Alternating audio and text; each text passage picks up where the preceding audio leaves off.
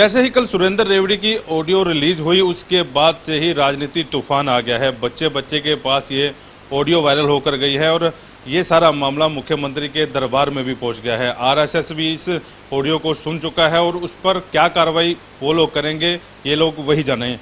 अब जिस शख्स से हम आपको मिलवाने चाह रहे हैं उनसे भी बात करवाएंगे और वो भी कुछ खुलासे करने जा रही है।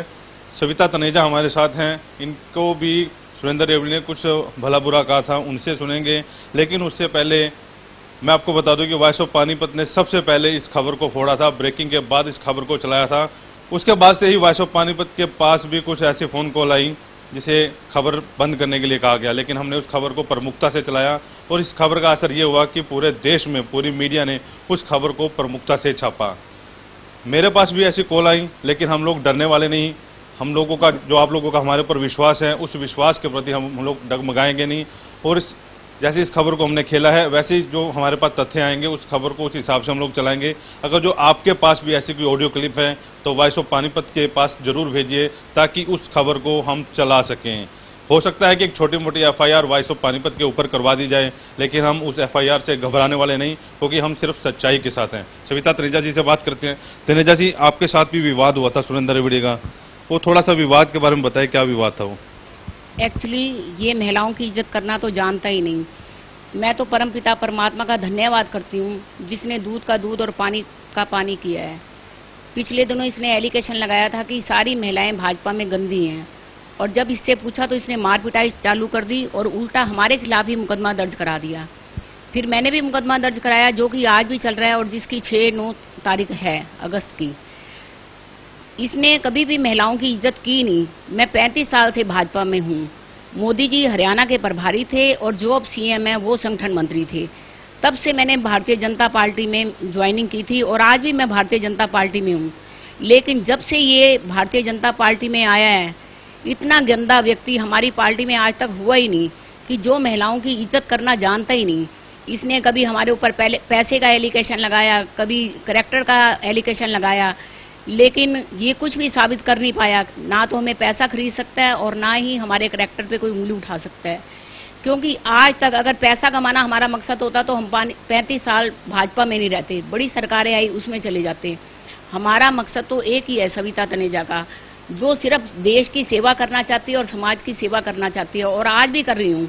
मैंने अपना एनजीओ बनाया महिला स्वाभिमान सेवा समिति, और उसमें हम लोगों की मदद करते हैं।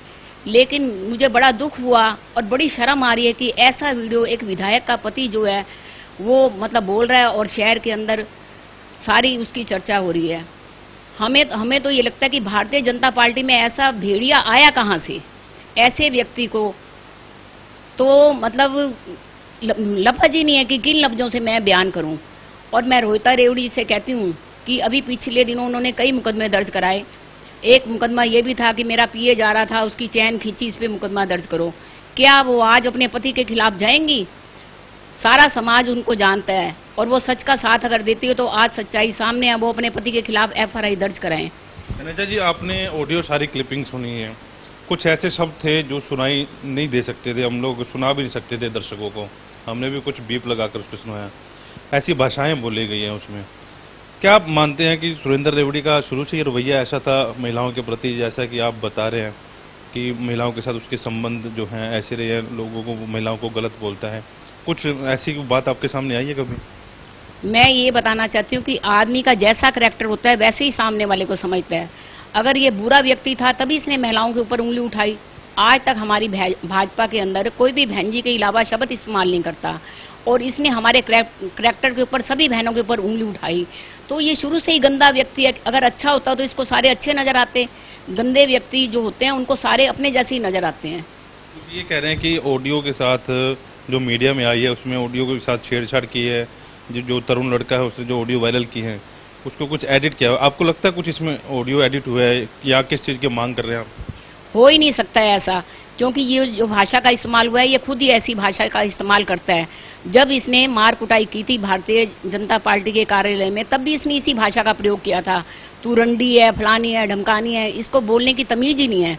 मैं तो सरकार से ये कहती हूँ कि रोहिता रेवड़ी को अब अपना इस्तीफा दे ही देना चाहिए, क्योंकि वो इनकी छत्र छाया में ही पनप रहा है। जब इसकी छत्र छाया नहीं रहेगी रोता रेवड़ी की, तब इसको दूध का दूध और पानी का पानी निकलेगा। नहीं तो महिलाओं का प्रदेश के अंदर या जिले के अंदर जीना दूभर कर देगा ये।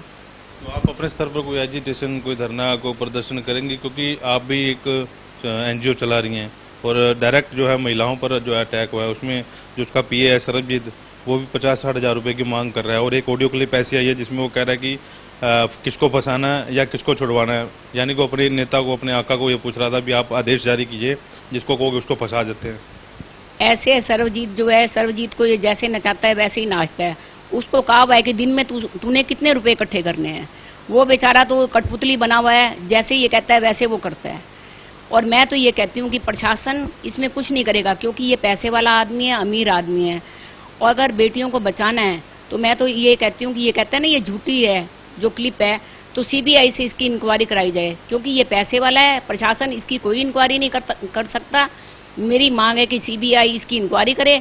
अगर सीबीआई इंक्वायरी नहीं करेगी तो मैं धरना जरूर दूंगी, क्योंकि बेटियों को बचाना है। तो ये सविता तनेजा थी, इन्होंने बताया कि उनके साथ भी कैसे दुर्व्यवहार हुआ था और किन अपशब्दों का प्रयोग जो है सुरेंद्र रेवड़ी ने किया है। मैं आपसे फिर दोबारा दरख्वास्त करना चाहता हूँ कि आपके पास भी कोई ऐसी ऑडियो या वीडियो क्लिप है, वो वॉइस ऑफ पानीपत पर जरूर भेजें। और वॉइस ऑफ पानीपत किसी से दबेगा नहीं, किसी की सहेगा नहीं, निडरता से उस खबर को प्रमुखता से दिखाया था और आगे भी दिखाता रहेगा। आपके पास जो भी ऑडियो वीडियो है वो मेरे पास जरूर भेजिए। वॉइस ऑफ पानीपत के लिए प्रदीप पंचाल के साथ कुलवंत सिंह।